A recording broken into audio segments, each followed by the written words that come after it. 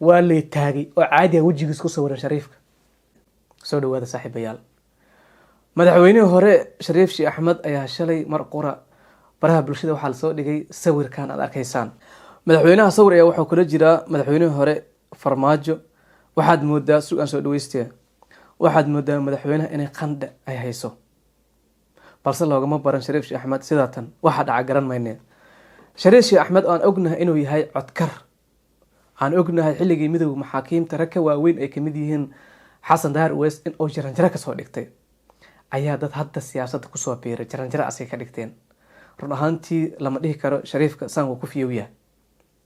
Shariif Sheekh Axmed sawir ayuu wuxuu kala soo muuqday Farmaajo, weliba waxaad moodaa Shariifka inuu qandhaysan yahay.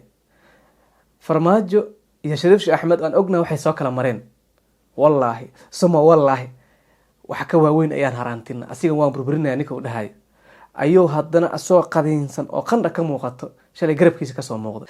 taas waxaaba iiga sii daranba Shariif Sheekh Axmed siyaasiyiin yaryar oo hadda saaxada siyaasadda kusoo biiray asoo soo maray maqaamka ugu sarreeya dalka madaxweynenimo ayaa waxay ka dhigtay jaranjaro.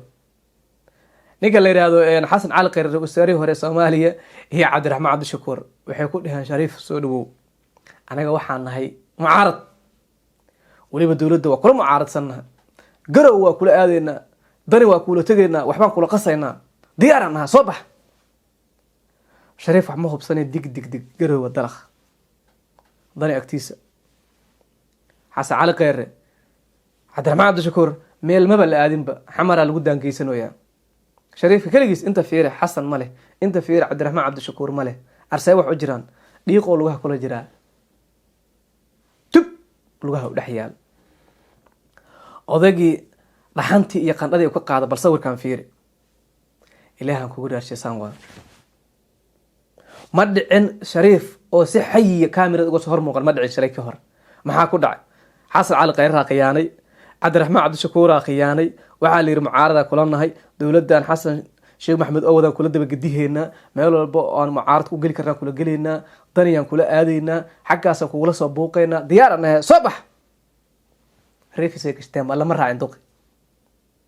Shariifka marka waxaan ognahay san hore uga soo hadlaba xilligii midowga maxaakiimta jaranjaro ayaa kusoo dhigtay heer madaxweyne ayuu ku gaaray.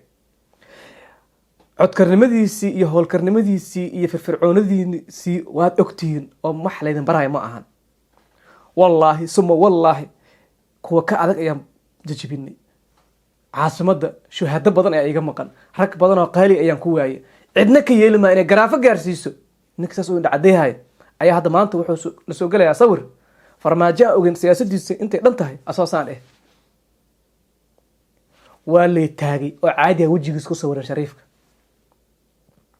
maanisaan kuma fiyo Farmaajo aad arkaysaan, yani usoo laabtaba mucaaradnimadiisii iyo qaraxyadii iyo isku dirka qabaa'ilada iyo qaraftiisii oo wada iska caddahay.